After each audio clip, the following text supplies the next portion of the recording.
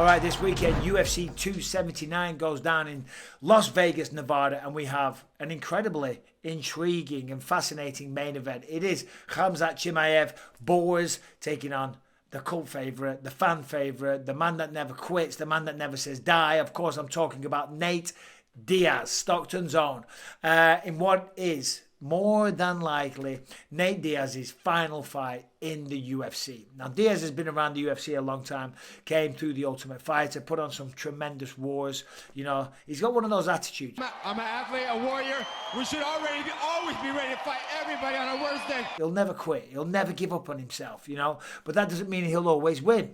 He has a professional record of 20 wins with 13 losses. Okay, so it's not the best win to loss ratio. But still, he's fought some of the best people in the world. You know, obviously went up there against Leon Edwards, now the welterweight champion of the world. Got dominated for 4.5 rounds, but in round 5, landed that big punch, kind of had Leon wobbled. And, you know, the point I'm making with that is that that's what you're dealing with Nate Diaz. Okay, the man has a never say die attitude, and if you don't finish him, he will continue to fight. He will continue to come after you. Now, on the flip side, KHAMZAT Chimaev, I mean, this man is just a sensation. Came to the UFC, took it by storm, knocking everyone out, submitting them very, very quickly, picking up Li Jingliang, who's fighting Tony Ferguson, by the way, this weekend. Picked him up, had a conversation with Dana White, slammed him down on the floor, you know, then choked him out unconscious. You know, that's just like the cockiness and the ability of this man. I mean, it really is something to behold. It is incredible. Now, is he a little bit distracted? We don't know, because we see him getting into fights with Paulo Costa at the Performance Institute. He's calling out everyone, you know, and Dana loves that. Dana loves talented fighters who are cocky, who are arrogant, that want to fight everybody. No doubt about it. Absolutely, 100%. Now, what's going to happen in this fight? Now, a lot of people are like, this matchup doesn't make sense. You know, this fight should never have been made. Nate Diaz has been a loyal servant to the UFC. He has put on so many wars for many, many years, and this is how they treat him at the end of his run with the UFC. I don't get it. Dan Hardy was even talking, saying that, you know, there could be potential for criminal charges, you know, assault charges, because this fight should have never been made. First of all, right, that's crazy, because this is the UFC. Nate Diaz gets paid a lot of money to fight, and he's a very capable fighter. But secondly, you know, Diaz gets paid a tremendous amount of money. He complains all the time, but you never hear him complaining about how much he gets paid. So for the last 5, 6, 7 months, however long, when I'm asking for a fight, they offer me more money. They offer me more money. And they offer me more money. And I'm like, I'm at a point in my career, in my life, where I don't want any more money. I just want to depart. Now, reality is, it's more than likely his last fight with the UFC. He's going to go away. He just started his own promotion, Real Fight Promotions. I don't think that's Nate Diaz putting on actual fights. I think that's Nate Diaz just having his own promotion, so that then when he goes and tries to fight Jake Paul, he can say, well, Jake Paul's promotion, MVB Promotions, or Most Valuable Promotions, and then Nate Diaz's Real Fights, they can go and split the purse 50-50. I think that's just a negotiation tactic for these bigger fights. But is he going to win? Is he going to lose?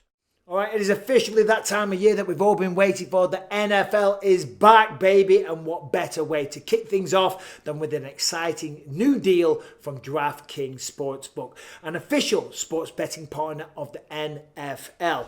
New customers, right now, all you have to do is bet $5 on any NFL wager, and you will instantly receive $200 in free bets. Yes, that is right. DraftKings is giving all new customers $200 in free bets when they place any $5 or more wager on the football team of their choosing. Plus, with same game parlays, you can combine multiple bets from the same game to give yourself a shot at an even bigger winnings all season long. For those in the state where sports betting is not yet available, don't forget about DraftKings Daily Fantasy, where they have been innovating even more ways to win some cash this football season. DraftKings has been around for a while, so you know that your funds are safe and can be withdrawn whenever and wherever you want. And that's a big one. A lot of these sites, sometimes it's very hard to withdraw your money.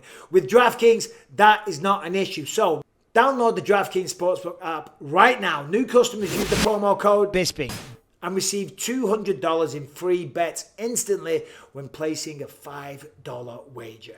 That is promo code Bisping, only at DraftKings Sportsbook. New customers bet $5 on NFL football wager and instantly receive $200 in free bets. DraftKings has so many ways to make watching sports more fun.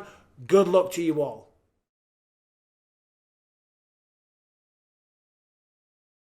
Against KHAMZAT Chimaev. KHAMZAT's the way bigger guy. He's the stronger guy. He's the more aggressive. He's the better wrestler. He hits harder. He's got the momentum. He's on a roll. And he's absolutely goddamn out of his mind, right? It's a 5-round fight, though. A 5-round fight is the only way that Nate Diaz has any shot of being successful in this fight. He's not as strong. He's not as explosive. He can't compete.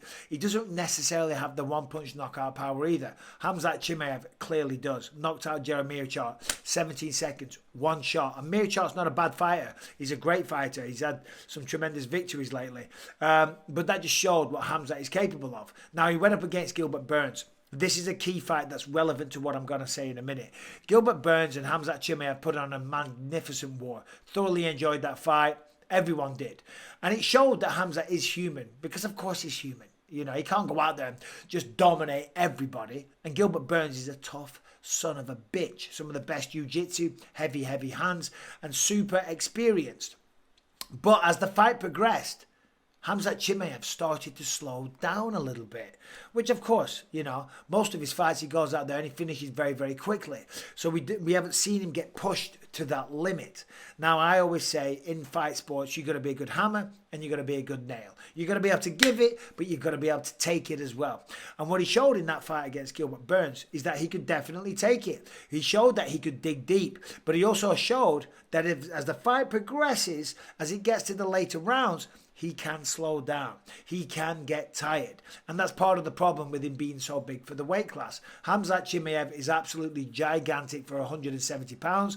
That's why some of his fights have been at 185. So therefore, he has very strenuous weight cuts to get down to 170. The relevance of that, what I'm saying is that when you go through those weight cuts, the harder the weight cut is, the more extreme, the more pounds you have to cut out and rid your system of in the last 24 hours before the fight, the more you will slow down. The longer the fight goes, the more tired you will get, and at a much faster rate. That's just the way it goes. Now, 5-round fight. There is a possibility that KHAMZAT goes out there, boom, pieces him up, picks him up, slams him down on the ground and pounds the shit out of him and takes him out in round 1. But you know what? I don't think that happens. Diaz is tougher than a motherfucker, right? He is very hard to finish. Even against Jorge Masvidal that pieced him up, it was stopped because of a cut. But it could happen though. KHAMZAT could do that. He could choke him out. He could finish him in round 2. He could finish him in round 3. But we saw historically that when KHAMZAT gets to round 3, he starts to get tired. And if he gets tired in round 3, he's going to be even more tired in 4. And by 5, he could be fucked. And we saw Diaz against Leon Edwards. When he got to round 5, that man was still fighting. That man was still going. He was not giving up on himself, and he landed that big shot and almost got the knockout victory. Now, Diaz is out of his mind. He claims that he beat Leon Edwards. He says, you know, I'm the best fighter in the division, all this good stuff, you know. And he said he knows what's going on. He said the UFC are trying to hang me out to dry. They're trying to get me stitched up. They're trying to get me knocked out. But I'm already the best fighter and all this stuff. He's out of his mind, okay? The reality is, I don't think it goes to a decision. I do think KHAMZAT Chimaev gets the job done. But the very fact that that is a potential is what makes this fight so intriguing. And in my opinion, makes it can't miss. Because can you imagine if Nate Diaz was to pull off the unthinkable, and by the unthinkable I mean beats KHAMZAT Chimaev, right? We're dealing with human beings here, right? It's not crazy. It is not crazy. Smart money, the bookies, they're all saying that KHAMZAT wins, and I agree with that. If I bet on fights, I would be putting all of my money on KHAMZAT Chimaev to win. But to say that there's no avenue for Diaz to win is just insulting to Diaz, and quite frankly, it's ignorant to fight sports.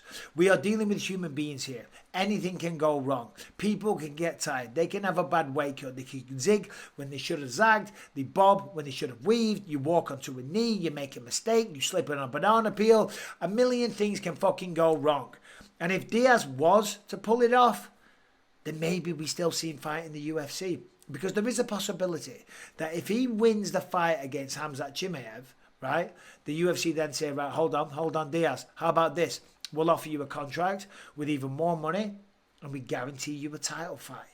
That might be the only thing that makes Nate Diaz stay with the UFC. Because Leon Edwards even said he would be open to giving Diaz a shot at the belt, right? And yes, Diaz wants to go off and do his thing. I don't think he makes anywhere near the amount of money outside the UFC than what he does in the UFC, right? He's making millions of dollars. He's getting pay-per-view points on this fight. There's going to be a lot of people watching this. It's trending massive, massive numbers. He's going to make a shit ton of money. What are his options outside the UFC? One fight with Jake Paul. One fight. That's it. Then what? Bellator? ONE FC? Bare knuckle boxing? There's no one going to pay that kind of money. So if he can go out there and he can beat KHAMZAT Chimaev, he could have the potential of a title fight and a massive contract on his hands.